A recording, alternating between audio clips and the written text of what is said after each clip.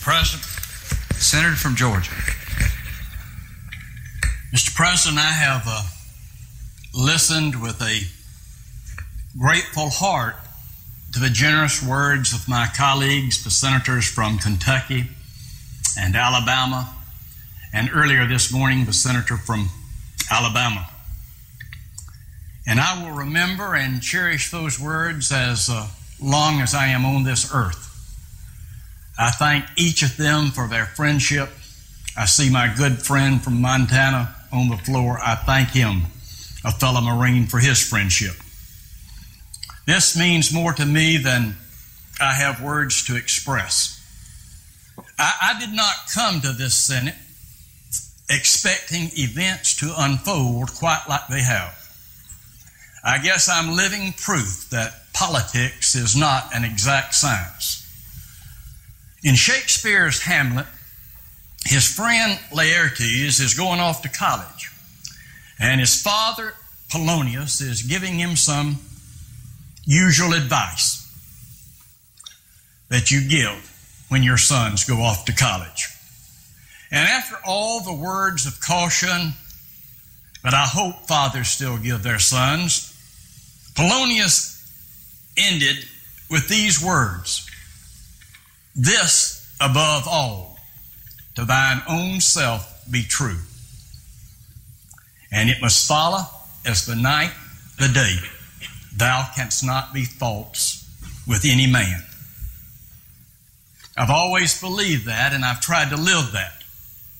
I have had a most blessed life, personal and political. Since 1959, voters in Georgia have been putting me in one office or another, and I am deeply grateful to them. God has richly blessed my personal life.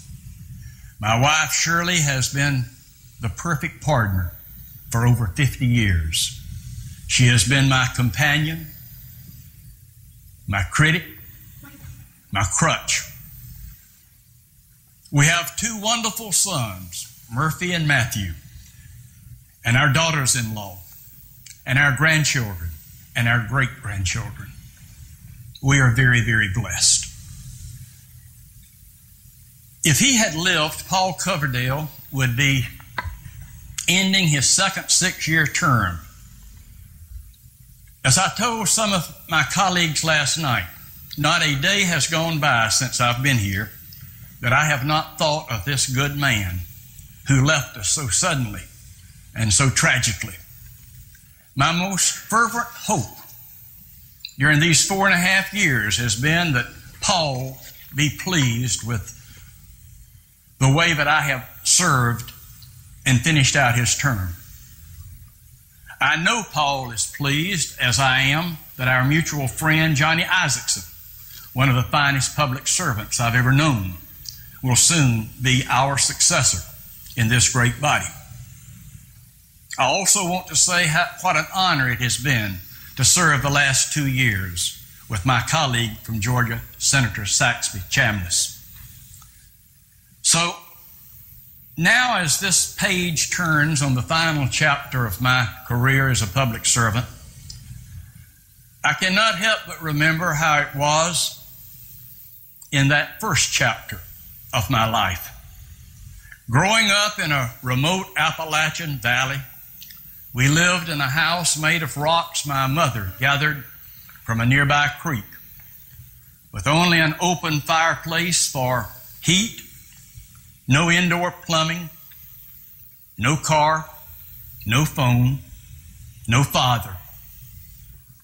On summer nights before the TVA dammed up the Hiwassee River and brought electricity to that Appalachian Valley, after the moon had come up over the mountain and the lightning bugs were blinking, while the frogs croaked down at the creek, the katydids sang, and every once in a while a whippoorwill's lonesome cry could be heard. I remember after my mother had finally quit working and was getting us quiet and ready to go to bed, I remember we'd play a game. The game would start when the headlights of that rare car would penetrate the darkness, maybe once every half hour or so, on that narrow strip of asphalt across a big ditch in front of our house. We'd stare at the headlights of the car as it made its way around the steep curves and finally over Brasstown Mountain. We'd count and see how long it took from the time it went by our house until its tail lights would disappear through that distant gap. And it was no longer a part of the one and only world I knew. It was often at this time my mother would laugh and she'd say, "You know what's so great about this place? You can get anywhere in the world from here." That world has turned many times since I first traveled that narrow road through that gap out of that valley. It has been a long road with many twists and turns, ups and downs, bumps, and yes, a few wrecks. A road that twice carried me to the highest office of the 9th largest state in this nation of the world, and finally to the United States Senate. And so I leave this Senate knowing that once again my mother has been proved right. One could get anywhere in the world from that little mountain valley and back again. Everywhere I've ever been really was on my way back home. I thank all of you. I thank my family. I thank my very, very special staff who has stayed with me through thick and thin. I thank my friends and especially my God. It has been one heck of a ride. Thank you, Mr. President.